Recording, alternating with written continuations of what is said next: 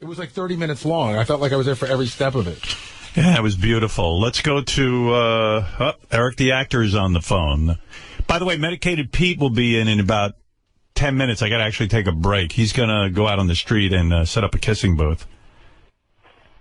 And I guarantee you now, one woman will go near him.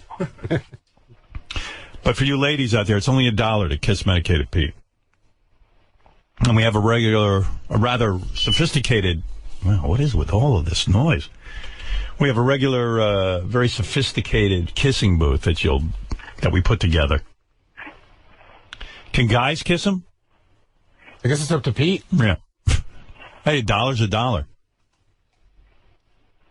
Oh, Eric, hold on one second before I talk to you. Okay. I am not a fan of mashups, but this one I got on the internet that I love. This is Led Zeppelin and the Beatles, a mashup between Whole Lotta Love and Helter Skelter, and I actually think the mashup is better than either one of the songs. Oh. That's how strong it is. But then again, I could have been just sort of euphoric that it was the weekend and I didn't have to work. Yes. Yes. See? This kid knows.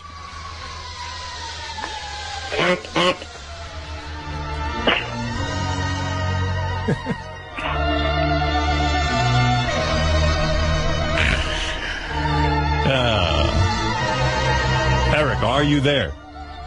Yes, I am. I'm calling in reference to the thing with Medicated Pete because, it seems like Johnny's more focused on Medicated Pete and also Johnny's own career than he is at helping me with anything. He completely screwed up the whole thing with Legit. I mean, not only... Is Johnny Fratto, Eric's agent, now working exclusively with Medicated Pete? Is that what's going on? I think he's working with both of them, so I think Eric feels that, hey, you're getting stuff for Pete, but you're not getting stuff for me. But the answer to that is very simple.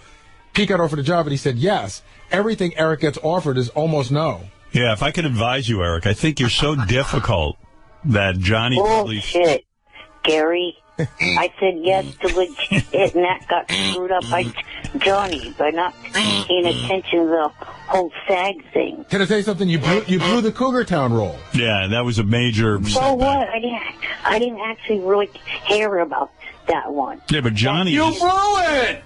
What is Legit? Yeah, it's a stupid show. ABC Cougar Town? ABC would kick this dumbass to the curb. Yeah, but That's I mean, come on, Eric. Stupid the show is. Eric, Cougar Town's still a cable show, and I mean, it's got major celebrities in it. I mean, that's a huge thing for you to be a part of. It's going to be seen more than that dumbass wrestling thing you were doing. And what else is he doing? How could he put that down? It's so difficult. You're difficult, Eric. You don't see it. Well, I got an offer in an email from a new NBC show, and that one I'll definitely take. And I was going to take Legit, but Johnny screwed that up by not paying attention to my SAG. Instead, he was... Do you know what he's talking about? I think Eric's SAG dues are due, and for some reason, Eric thinks Johnny should pay Eric's SAG dues? That sounds about right. Is that right? Is that right, Eric? No. See, I've been told that I myself have to pay the SAG, but what I was hoping was for some way for someone to give me the money, and then I transfer the money to SAG in my own name. How is that Johnny's fault? In other words, you're supposed to pay your SAG dues and you can't, and it's Johnny's fault. Because any other legitimate agent probably would have noticed that and fixed it.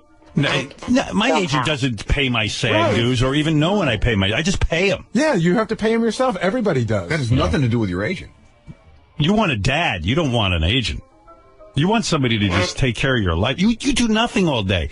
You could certainly keep track of paying some SAG. And you know what? When you get a gig, you save the money for your SAG dues. Your SAG dues can't be much, by the way, because...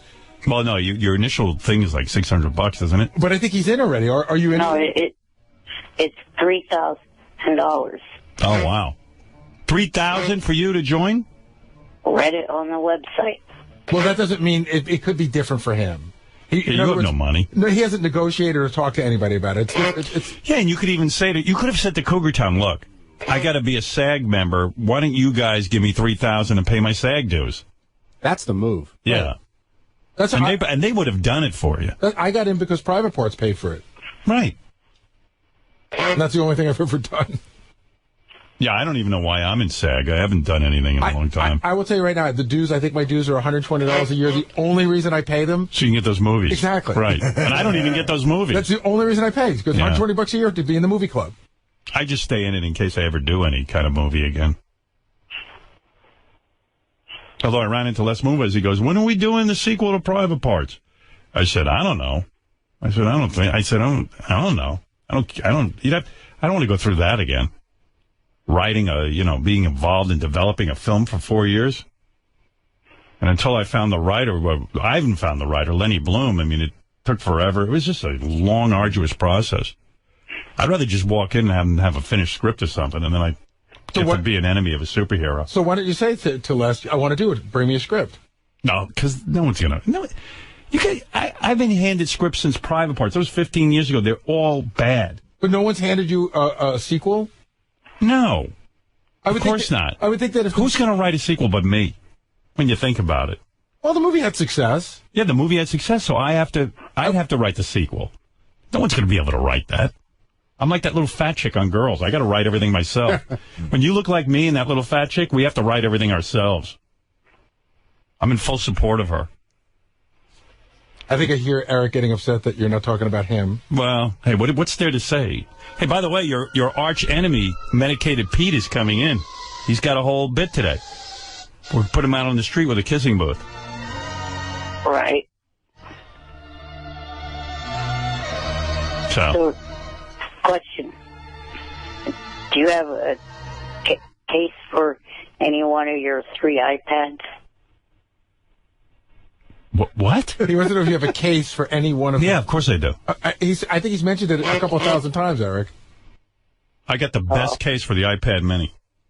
I did so much research. You were rubbing that in my face, too. Yeah, it's a beautiful case I found. It's like 30-something bucks. You're funny, though, because you said to John, you like this case? And John goes, yeah. And you go, let me see your case. And John shows it to you. You go, yeah, that's the wrong case. Hey, he's got a horrible case. He shit all over the case. Yeah, well, your case is bad because the front is all exposed. I like that. I like it. It's right here. This case right here is the best case. Who makes it? And I didn't get it for free. I paid for it. I paid for it. Yeah, you couldn't pay much for that. It's not that good. I had that one. I actually bought that one. I love it. Yeah. This is made by Belkin, and it's got a quilted cover. You can look it up on the internet. Get the mini iPad. By the way, is the mini iPad a success for Apple? Yeah. How do you know? The numbers they put out. How many have they sold? I don't know exactly off the top of my head, but they're qualifying it as a success. Another success. Yeah, because it's way better than the iPad. But when I went away, everybody had an iPad. It's crazy. And you think about how much these things go for, and they're everywhere. Because it's a must-have. Yeah. Like, even people with no money have to have it. It's just you got to have it because you can't believe it exists. The guy was driving us home from the airport, and he pulled out this iPad, and he starts using it. I'm like, wait a minute, can you drive? But, the driver has one. Everybody's got them. You could touch a piece of glass, and your finger can control what's going on in the glass. That's fucking crazy. Think about it. It's crazy because there's a small store that opened up around the corner from my house. It's like a skateboarding store. Yeah, it's a small business, and the guy doesn't even have a cash register. But it was a stumble, you said. Yes, and it's a bit of a stumble. Right. So he's got an iPad, and you put a little thing on top, and you can swipe the credit card through. Do you feel idiotic having said it was a stumble? I mean, how could you look at the iPad and think it's a stumble? No, because I don't think everybody thought it was universally great at the beginning. Really? Everybody didn't look at it and go, oh, my God, this is amazing. I mean, it started to sell, but there were people... I didn't have it in the beginning because I just didn't know about it. Right, but once I saw what it did, I was they announced it on Friday. Yeah. Nobody saw anything from the little... So why would you say it's a stumble? From the little information, because I felt that... Why wouldn't you just say, I don't know? Well, because they asked my opinion. They're looking for an opinion. And I just said that... That was such a bad opinion. But there were not everybody said, oh, my God, this is the greatest thing. I mean, that's like saying during World War II, oh, Hitler will probably go away. Hey, you know what? I look at it. You know what I mean? Like, if we just leave him alone, it'll probably just go away. Roger Ebert gave Godfather 2 2 stars. He did? He did, yeah. Yeah, that was a dumb move, too. Shit happens. Yeah. But that's going to haunt you if you want to be any kind of techno guy. I'll get it. It's the greatest invention ever, right? The iPad? It's fucking crazy. Right. All right, a bunch of things to play. Oh, okay. Why don't I do Medicated Pete first? And then I got a bunch of things to play for you. All right, Eric, I got to go. Well, the reason why I asked about the case was because I know a company that makes cases that actually charge the items while they're in the case. Solar. Oh, that's cool. That's cool. That's cool. A case that somehow captures solar energy and charges your iPad? I don't believe it. iPads, iPhones, Androids. And you don't have to plug in? Well, I think there is some kind of way that you have to plug in to begin with. Then what do I care? I don't want to plug in. So it's a big deal. What if I plug in and get solar power? I don't give a shit. I just want power. So in other words, that doesn't do me any good. If I can walk around and the sun can, like, heat up my iPad, then that's cool. Yeah. But you're talking about I have to plug in. So what's the... Well, at first, but then after you get it going, then you could use solar. Anything with a windmill that I can attach my iPad to? Because we're experiencing not such sunny days. No, not that I know. Okay. All right, Eric. Got to go. Got to go be with Medicated Pete, your enemy. Right. Johnny Fratto's favorite client. And the one he pays attention to. What's this? 10 days without a charge? What do you know about it, Benji?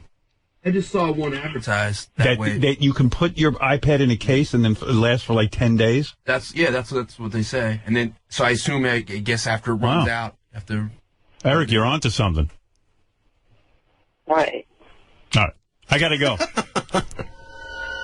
Oh, over the weekend I met David Garibaldi. And that is? Isn't that... One of your favorite contestants from AGT? Oh, yeah. The painter? Yeah. Right. Okay, good. I send him my regards. All right. All right, later.